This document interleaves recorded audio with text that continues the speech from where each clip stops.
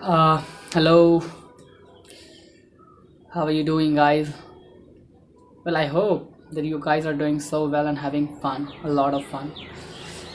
Uh, I'm Abhishek Yadav here, one more time with you all, as you know. तो आज मेरे पास कोई topic है नहीं, सोचा नहीं है, तो वैसे ना ये वीडियोस मैं बना रहा हूँ अभी जो फर्स्ट में शुरुआत में वो कोई स्क्रिप्टेड नहीं है, ठीक है।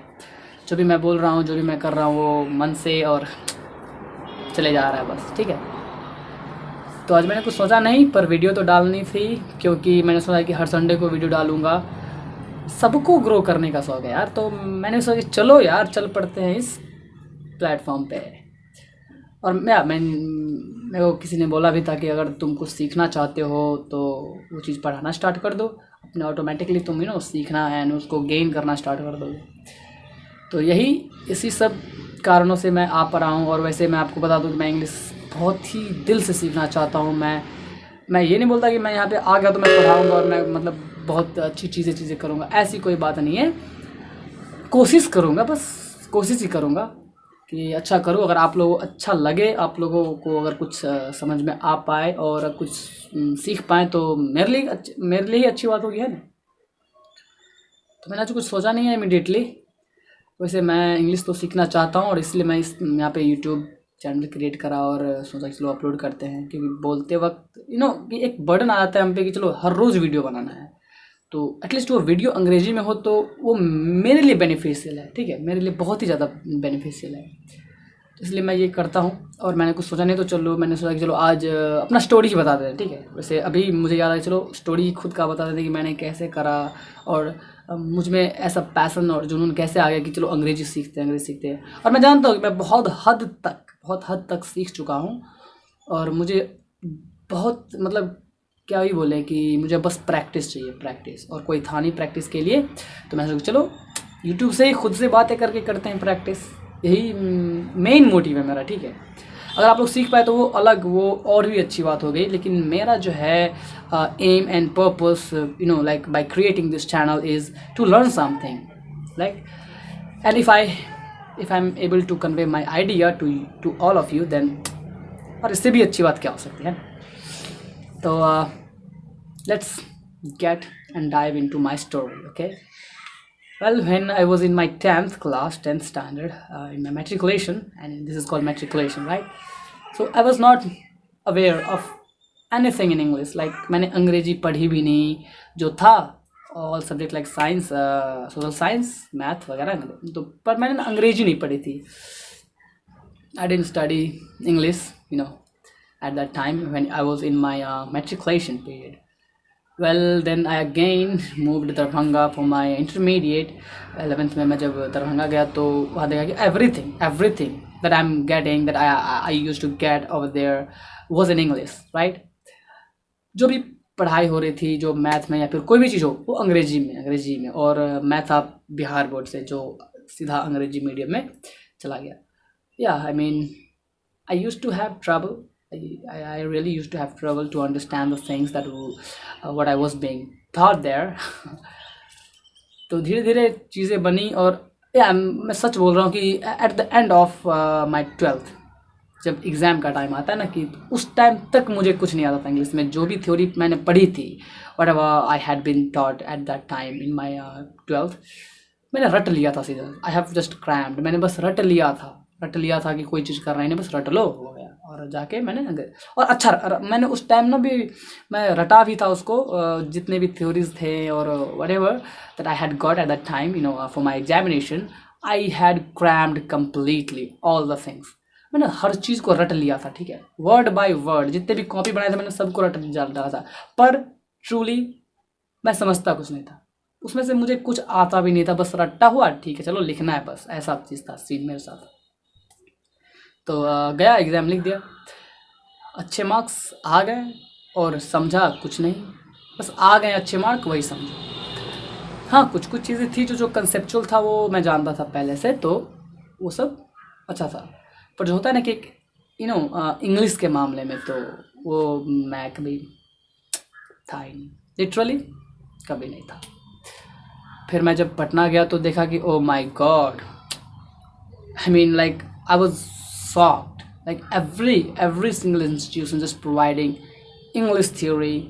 अब सभी चीज़ें यार, दरभंगा में थोड़ा कम था, लेकिन जब पटना गया तो भाई साहब एकदम से लेवल अप करना पड़ेगा वहाँ पे अगर सरवाइव करना है तो। मैंने फील करा, वैसे तो नॉर्मल हिंदी में चलता है हर चीज़, लेकिन जो मैंने फील करा, अगर भाई साहब कुछ करना है ज़िंदगी में, इतने बच्चे आए हैं पढ़ने के लिए, तो कुछ डिफरेंट करना ही पड़ेगा। तो सोचा, बस अभी मैं कर नहीं चुका हूँ, मैं भी अभी बस घिस रहा हूँ अपने किस्मत को और उसे तेज़ बना रहा हूँ, इस तरीके की चीज़ें।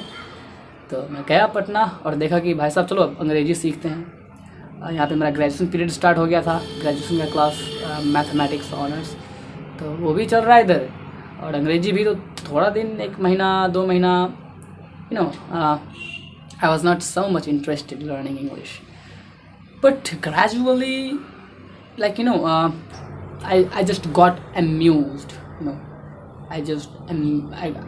मैं मतलब समझो कि मैं धीरे धीरे क्या हुआ कि इंग्लिश मुझ पे हावी सा हो गया और मैं उसमें घुस गया, पागल सा हो गया।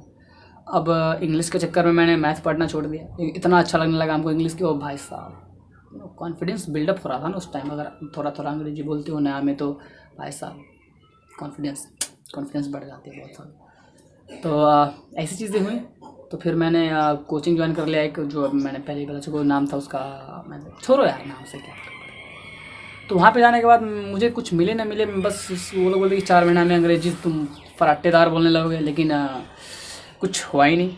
हाँ, लेकिन एक चीज़ था जो उस इंस्टीट्यूशन ने मुझे दिया, वो था एक रास्ता और एक वो पैसन जो उन्हें ना मेरे अंदर इनकलकेट कर दिया था, मतलब कि बिठा दिया था अंदर में कि चलो अब तुम इंग्लिश ही सीखना, ठीक है।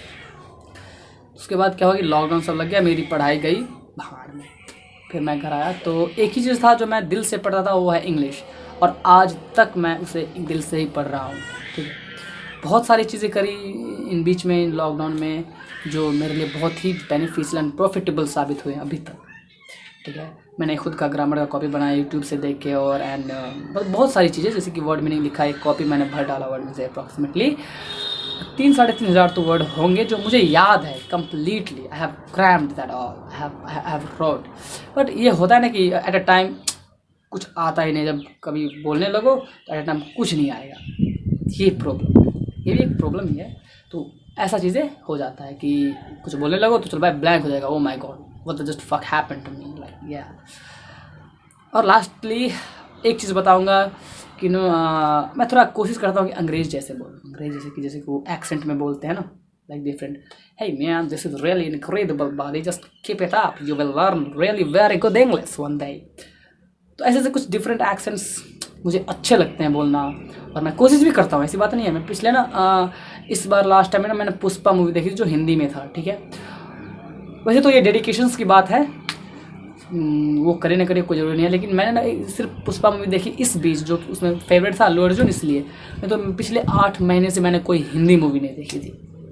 Everything in English, everything. अरे भाई साहब, गाना तक मेरे फ़ोन में अंग्रेजी, हर चीज़ भले ही ना समझूँ, लेकिन वो डेडिकेशन था मेरे अंदर कि चलो भाई करना है, मर जाना है, घूस आना है, डूब जाना है उसी में, चल डूब के मर जाना है अंग्रेजी में, ठीक है। ऐसा था डेडिकेशन मेरा, और अभी भी है।